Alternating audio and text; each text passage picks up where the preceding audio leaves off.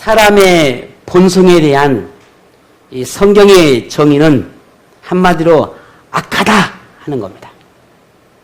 사람의 모든 본성은 악하다라고 하는 결론이에요.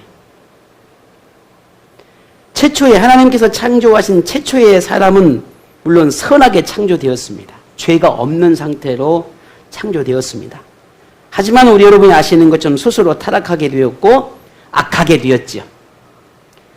그리고 그 이후의 모든 인류는 악한 본성이라고 하는 이 죄라고 하는 악이라고 하는 것을 가지고 이제 태어나게 되었습니다. 그래서 사람이 태어나서 죽을 때까지 이 사람 안에 있는 이 본성, 악. 방송실 집사님.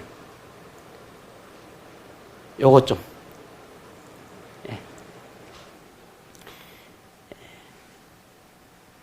사람의 이 본성은 인간의 노력으로 결코 선해질 수 없습니다.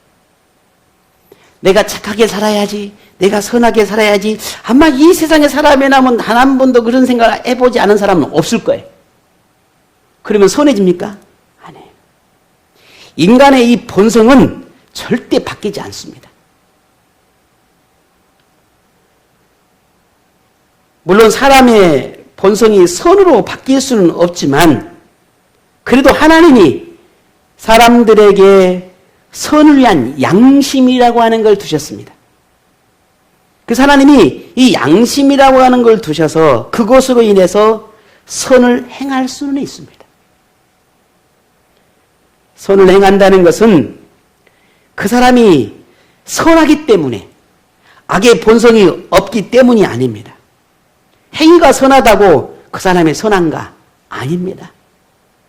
왜냐하면 이 사람을 내가 속이기 위해서 선을 행하기도 하지 않습니까? 이미 그 안에 이 악의 본성이 있기 때문에 내가 이 사람을 속이기 위해서 선을 행하는 거예요. 근데 그 선을 보면서 이 사람이 선하다라고 말할 수는 없는 거예요. 인간의 본성은 악하기 때문입니다.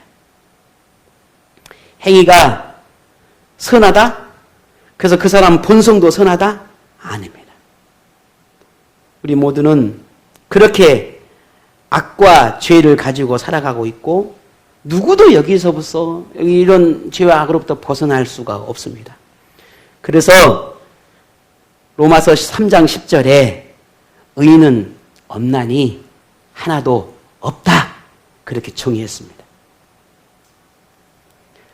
예수님은 사람 안에서 감추어져 있는 이 악이라고 하는 이 죄라고 불려지는 것들이 이 사람 속에 있는데 그것을 예수님은 음란, 도둑질, 살인, 간음, 탐욕, 악독, 속임, 질투, 우매함 등이라고 하는 표현들을 하셨습니다.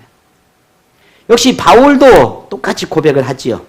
사람 안에 감춰져 있는 이 죄의 악이라고 있는데 이것이 불의함, 추악, 탐욕, 악의, 시기, 살인, 분쟁, 사기, 비방, 교만, 배신, 배반, 무정, 무자비, 수군수군함 등과 같은 것들이 이 사람 안에 있다라고 감춰져 있다라고 말을 합니다. 우리는 이런 사람들이 죄성을 가지고 있는 사람들, 악을 가지고 살아가는 사람들, 이 사람들 틈바구니 속에서 이런 세상이라고 하는 곳에서 우리는 살아가고 있습니다. 그런데 그렇게 살아가는 사람들, 그 사람 중에 우리도 포함되어 있다는 거예요. 나도 포함되어 있어요. 사람이 서로 미워하고 상처를 주고받는 것은 이상한 일이 아닙니다. 그럴 일이 있었으면 안 되겠지만 그게 이상한 일이 아니에요. 자신만 생각하는 이기적인 모습이 그렇게 크게 놀랄 만한 일도 아닙니다. 서로 싸우고 증오하고 배신하고 배반하고 이런 행위들은 사람들에게 흔하게 일어나는 일들입니다. 스스로는 잘못이 없고 나는 아무런 그런 실수가 없는 인연인 척 하고 자신은 아무런 흠이 없다고 착각하는 사람들 참 많습니다. 아무리 좋은 친구도 한순간에 원수로 변하고 신뢰가 배신으로 바뀌어지는 것은 그렇게 어렵지 않습니다. 험담하게 좋아하고 정죄하는 것이 습관인 사람들을 만나는 것은 캄캄한 동굴 속에서 머리카락 찾는 것 같이 그렇게 어려운 일이 아니에요. 이 모든 일이 이상한 일이 아닌 것은 저를 포함해서 우리 모두는 다 누구이기 때문에 사람이기 때문에.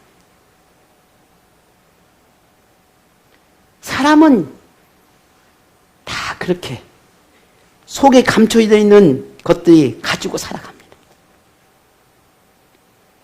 여러분도 사람으로 인해서 마음속에 미움과 원망으로 영혼마저 망가진 듯한 그러한 경험들이 다 한 번쯤은 있으시죠. 그래서 아파하고 힘들었던 순간들은 여러분도 다 한 번쯤은 경험하셨을 겁니다. 그저 이유도 모르는 채 미움을 받고 모함으로 외면당하기도 하고 상처로 인해서 마음이 갈기 찢어지는 그저 낡고 허름한 천조각처럼 되어버렸던 그런 경험들이 한 번쯤 있지 않습니까? 그때 여러분은 어떻게 하셨습니까? 인생에서 종종 경험하는 고민 중에 하나가 사람들로 인해서 받은 상처와 아픔을 어떻게 견딜 수 있을까 하는 겁니다. 지금의 이 아픔을 어떻게 견딜 수 있을까? 지금의 이 아픔과 고통을, 이 억울함을 어떻게 이겨낼 수 있을까? 악을 내뿜는 사람들 속에서 어떻게 하면 내가 그저들과 같지 아니하고 죄를 짓지 아니하고 하나님의 그 은혜를 붙잡고 그리스도인의 정체성을 지켜낼 수 있을까? 라고 하는 고민은 또 여러분 해보지 않았습니까?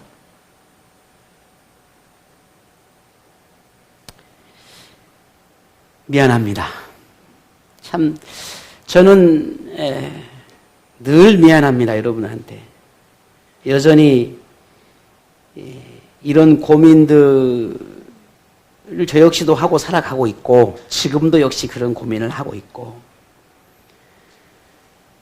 선하고 아름다운 믿음의 삶을 살아내는 그러한 믿음의 모습들이 늘 우리 안에 일어나야 함이 마땅한데 그러지 못하는 삶을 살아내며 이렇게 하나님의 말씀들을 선포한다는 그 자체가 여러분이 참 죄송하고 미안할 때가 참 많습니다.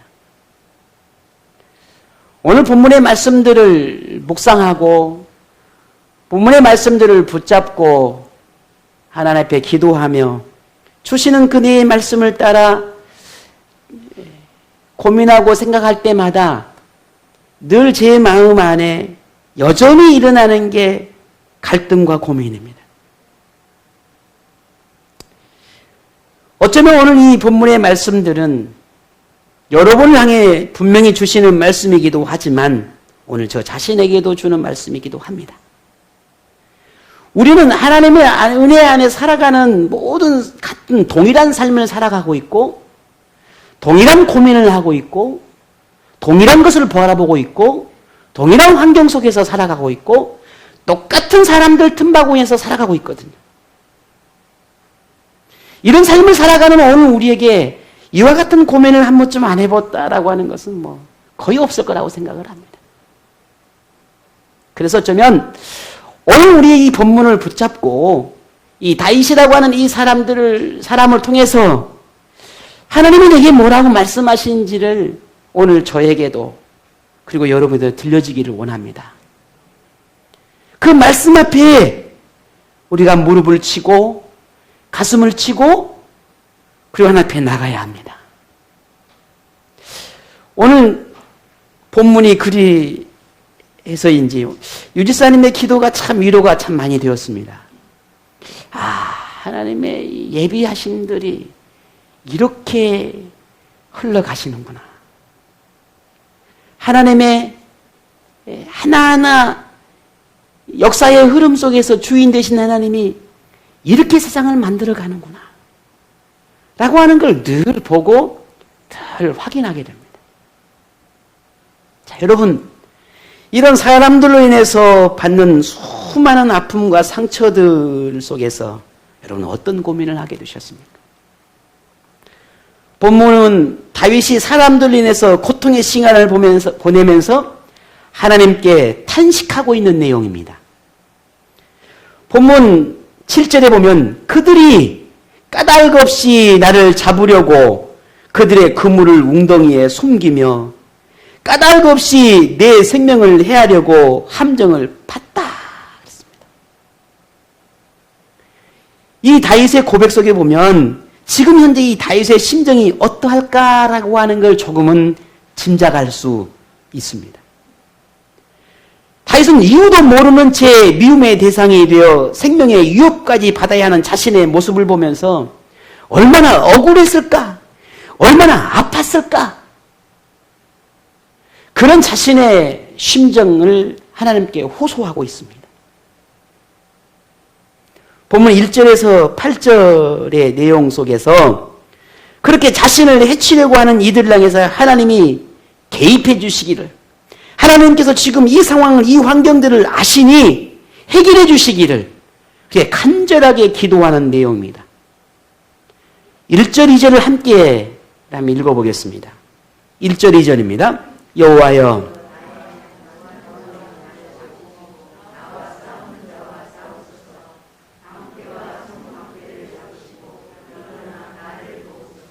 아멘. 하나님, 나와 지금 싸워야 하는 저들과 하나님이 싸워주십시오. 내가 다투어야 하는 저 대상과 하나님이 다투어주십시오. 얼마나 멋진 기도인지 모릅니다. 다윗이 그들의 멱살을 잡고 아니면 뭐 다른 어떤 방법으로 싸우고 다투고 대적을 할 수도 있겠지만 하나님께 맡기는 것입니다. 그래서 멋진 기도입니다. 그런데 다윗이 하나님의 개입을 간곡하게 호소하며 이토록 아파하는 이유가 뭘까? 단지 자신을 이유 없이 모욕하고 모함하고 죽이려 하기 때문일까? 그래서 너무너무 억울해서 하나님 앞에 이렇게 호소하고 있는 걸까? 아닙니다. 그게 아니에요. 오늘 본문의 전체적인 내용을 보게 되면 다윗이 말합니다.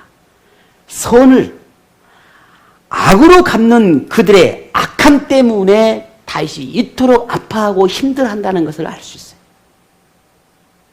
저들이 선을 악으로 갚습니다.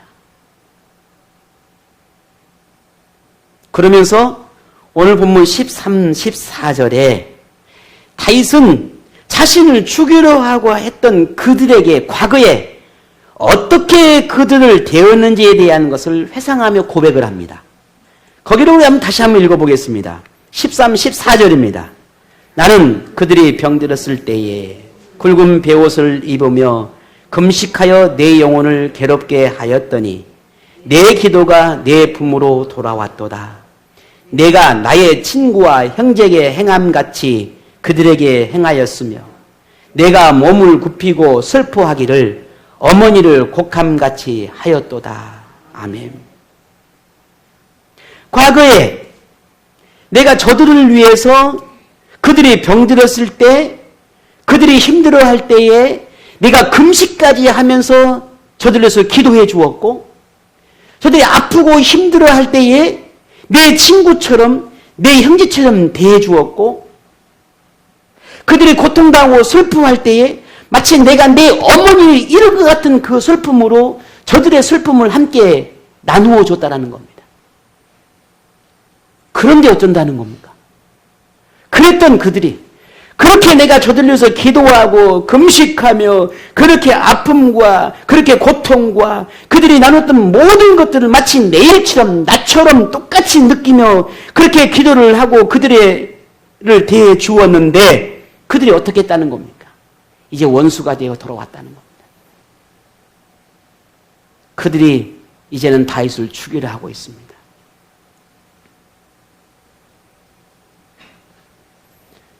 하나님은 그들을 위해 기도한 이 다윗의 기도에 응답하셔서 그들을 이전보다 더 강하게 만들어 주었고 더 부하게 만들어 주었고 더 풍요롭게 만들어 주었고 더 안락한 삶을 살도록 해 주었습니다. 그런데 다윗의 그런 기도에 그들이 그런 기도의 응답으로 풍요로움을 누렸던 그들이 이제는 대적이 되고 괴롭히고 생명을 위협하는 사람들로 전락해 버렸습니다.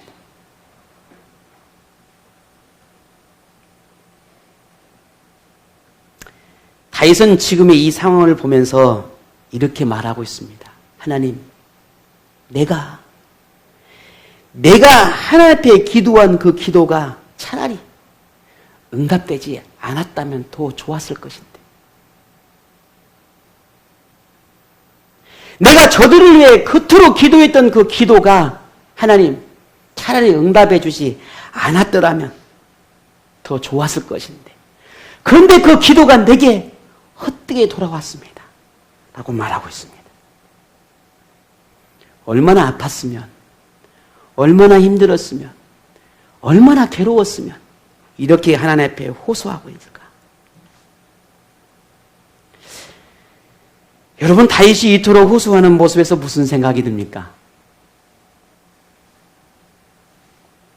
그들을 위해 금식까지 하며 기도하고 진심으로 걱정하며 슬퍼하며 함께 울고 웃어주었던 그런 다윗. 그들의 문제가 곧 자신의 문제인 것처럼 여기며 마음을 나누고 자신이 할 수 있는 모든 것을 하고자 했던 그 다윗. 그런 다윗의 사랑과 섬김과 희생과 헌신을 깡그리 무너뜨리고 은밀한 모임까지 열어 다윗을 모함하고 조롱하고 다윗을 죽이려고 모의까지 하는 그런 선을 악으로 갚으려고 하는 그 악인들의 모습은 오늘 여러분에게는 어떻게 다가옵니까? 그들의 모습을 보면서 무엇을 느껴지십니까?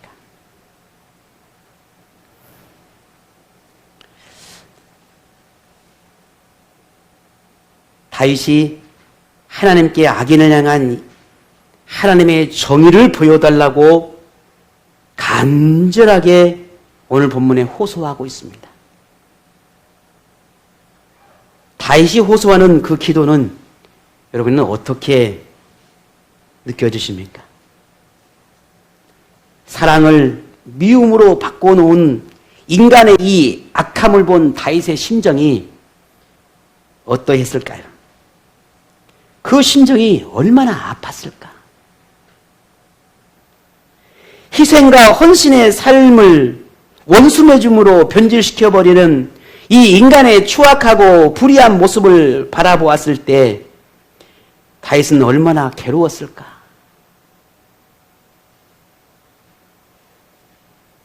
다윗의 기도에 응답하셔서 하나님의 은혜를 누리게 되었던 그들이 하나님의 은혜까지 저버리고 배반하고 배신하고 그렇게 배은망덕한 그들의 바라보며 얼마나 힘들었을까?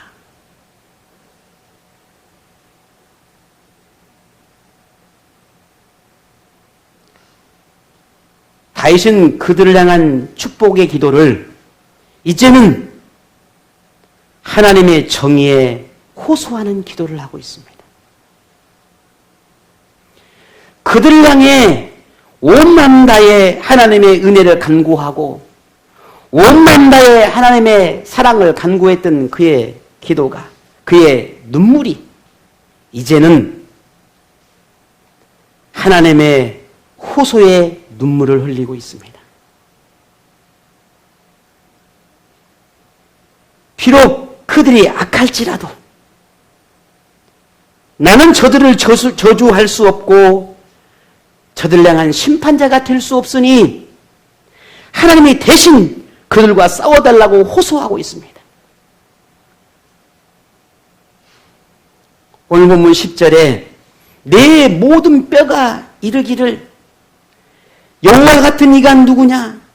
그는 가난한 자를 그보다 강한 자에게서 건지시고 가난하고 궁핍한 자를 노력하는 자에게서 건지시는 이다 라고 말하고 있습니다.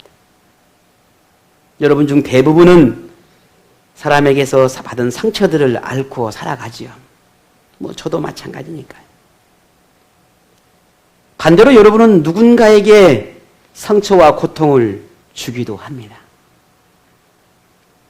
근데 사람이 얼마나 이기적이냐면 저를 포함해서 내가 받은 상처는 평생을 기억합니다.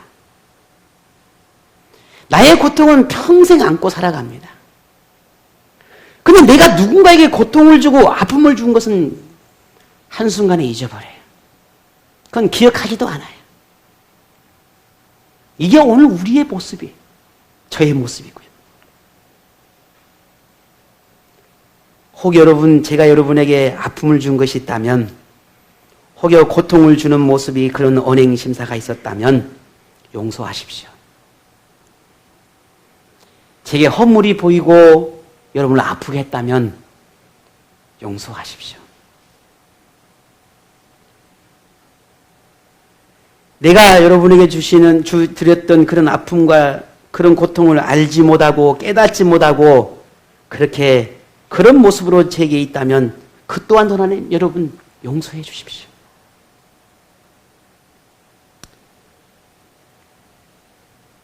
사람의 본성이 악하고 죄를 따르는 것을 좋아하는 습성 때문에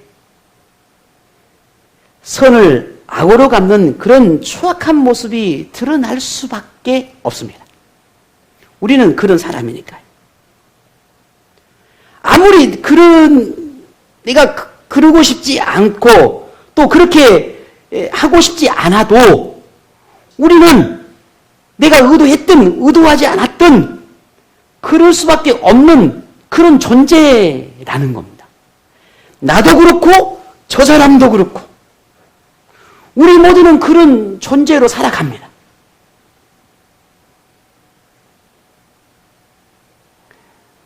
그래서 우리는 평생 수많은 사람들에게 상처를 주고 아픔을 줍니다. 또 반대로 많은 사람들에게 아픔을 받게 되지. 그런데 우리가 그런 삶을 살아가고 그렇게 주고 받고 그렇게 살아가는 게 사실이지만 그럼에도 절대로 우리가 또 조심하고 정말 조심해야 할 것은 나를 위해서 기도하고 나를 향해서 선을 베풀고 나를 위해서 희생하고 헌신을 아낌없이 주는 사람에게 대해서는 결코 마음을 아프게 해서는 안 됩니다. 뿐만 아니라 그런 목회자에게도 마찬가지입니다. 결코 아픔을 줘서는 안 돼요. 그것이 특별히 이런 영적인 내 유익을 주는 사람에게 아픔을 주는 것은 내게 유익이 절대 되지 않아요. 나를 위해 기도하는 사람이 기도를 끊어버린다. 나를 위해 헌신하고 수고하는 사람이 더 이상 나를 위해서 기도하지 않는다. 나를 위해 눈물을 흘려주는 사람이 더 이상 나를 위해 눈물을 흘려주지 않는다. 여러분 어떻게 되겠습니까? 그래서 바울도 너희가 영적인 지도자를 아프게 하는 것은 결코 내게 영적인 유익이 없다라고 경고했거든요. 나를 위해서 정말 마음 쓰이고 하는 내 영적인 지도자들 혹은 리더들을 아프게 해서는 안 돼. 그들이 한마디라도 더 나를 위해서 기도하고 있거든요.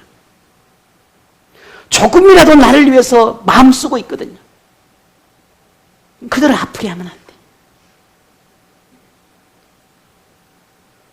잠언서 17장 13절에 누구든지 악을 선으로 갚으면 악이 그 집을 떠나지 아니할 것이다 라고 했어요. 놀라운 경고의 말씀이죠. 만일 누군가가 여러분에게 상처를 입히고 고통을 준다면 오늘 저도 그렇고 여러분이 할 수 있는 건 아무것도 없습니다. 그저 우리는 공의를 행하시고 모든 것을 알고 계신 하나님 앞에 하나님의 뜻대로 행하시기를 기도할 뿐이에요. 이게 오늘 우리가 할 수 있는 겁니다. 예수님도 마태복음 5장 44절에 나는 너희에게 이르노니 너희 원수를 사랑하며 너희를 핍박하는 자를 위하여 기도해라 라고 말씀하지 않았습니까? 이것이 오늘 우리가 유일하게 할 수 있는 악인을 대하는, 원수를 대하는, 나에게 고통을 주고 아픔을 주는 그들을 대하는 유일한 방법입니다.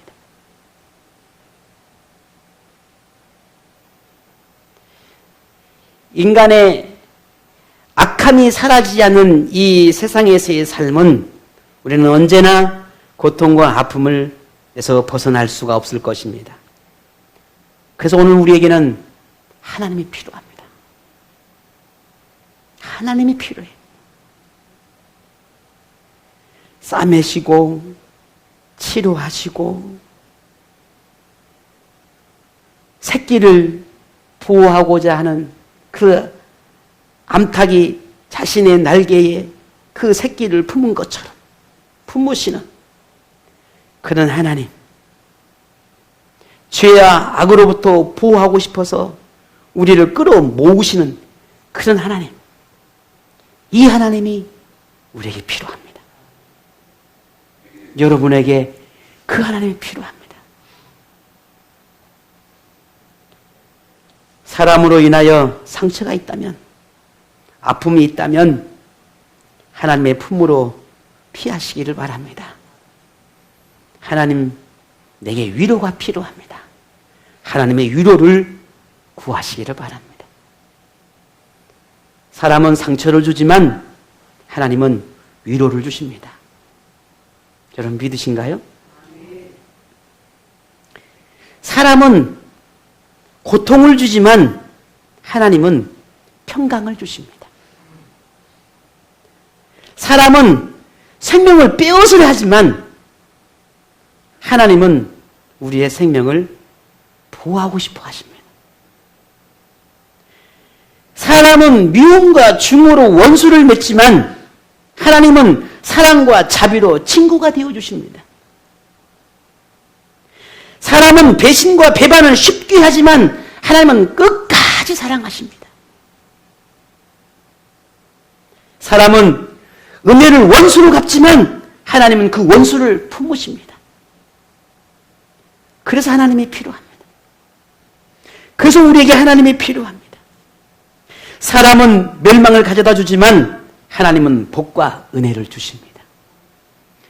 그래서 하나님이 필요합니다. 이 세상과 악인으로부터 자유로워지는 것은 우리가 피한다고, 우리가 도망친다고, 우리가 아니라고 부인한다고 해서 되는 게 아무것도 없습니다. 오직 하나님과 성령의 법을 따라 살아가는 것입니다. 이게 우리가 자유로워질 수 있는 유일한 길입니다. 악에게 지지 않고 선을 행하는 것은 성령의 능력을 의지하고 성령님께서 말씀하시는 그 마음의 음성을 따라 살아가며 성령으로 충만해질 때 우리는 그 삶을 살아낼 수 있습니다. 요즘 여러분 삶이 어떠십니까? 숨어보려고 하고 피해보려고 하고 온갖 나름대로의 많은 노력들을 하지만 그러면 그럴수록, 아니 오히려 하나님을 붙드는 삶이 멀어지면 멀어질수록 우리의 삶이 더욱더 피폐해져 갈 수밖에 없다는 사실들을 여러분 발견하지 않습니까?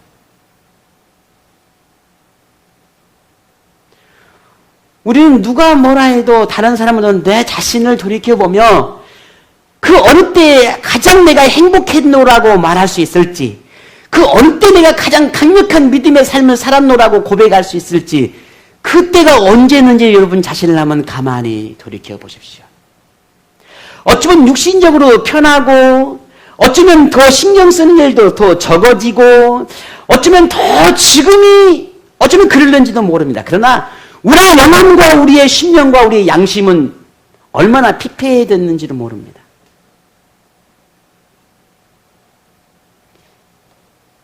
그것은 사람 때문일까요? 환경 때문일까요? 아니면 다른 이유가 있는 걸까요? 아닙니다. 우리가 살아가는 모든 삶의 비결은 하나님께 있습니다. 근데 그 하나님을 가까이 하지 않으니 우리는 그리 될 수밖에 없는 겁니다. 여자분들 거울 앞에서 화장을 합니다. 스킨 로션만 바르기도 하지만 저는 이름도 몰라 성도 모르지만 아무튼간 많이 바릅니다.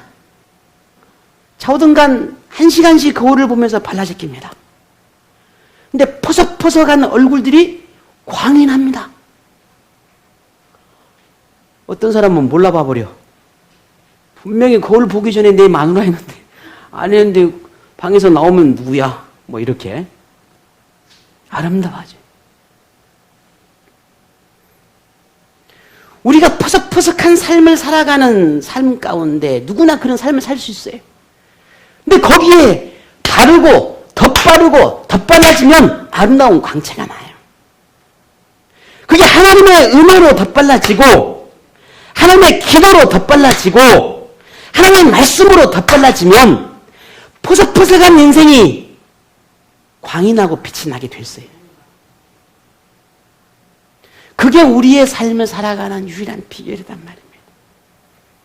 상처 때문에 우리의 인생이 메말라지고 아픔 때문에 우리의 영혼이 갈라지고 사람 때문에 우리의 심령이 피가 나는 그런 걸레 같은 그런 찢어지는 마음으로 가지고 살아도 거기에 하나님의 만지심이 임하고 하나님의 치료하심이 임하고 하나님의 강건하심이 임하면 회복이 일어나고 거기에 빛이 나게 돼 있다는 말입니다. 그게 우리가 삶을 살아가는 지금 이 시대를 살아가는 삶의 비결이 되어야 합니다. 그래서 하나님의 말씀이 내 생각의 기준이 되고 하나님의 가르침이 내 행동의 지침이 되고 하나님의 교훈이 내 마음을 다스리도록 해야 합니다. 이것이 사람으로부터 받은 이 상처가 회복할 수 있는 방법입니다. 우리 그리스도인이 악과 죄로 가득한 이 세상 속에서 그나마 그래도 하나님의 사람으로 살 수 있는 길입니다. 위로의 하나님, 평강의 하나님, 치료의 하나님이 여러분과 함께하기를 축복합니다. 선을 악으로 갚은 이들을 향해 그래도 우리는 선을 행하고자 하는 아니 그 악을 다시 선으로 갚을 수 있는 그런 믿음을 소유하기를 갈망하고 그렇게 성령님의 능력을 갈구하는 그런 하나님의 사람들이 되기를 바랍니다.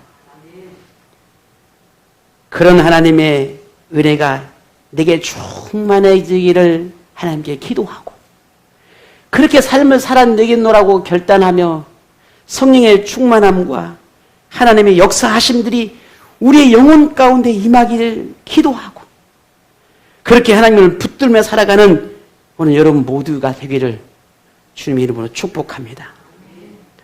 은혜는 은혜로, 사랑은 사랑으로, 섬김은 섬김으로 나눌 줄 아는 그런 사람이 진정한 하나님의 사람입니다. 그런 은혜, 그런 사랑, 그런 섬김을 나누는 하나님의 사람들 되시기를 주님으로 축복합니다.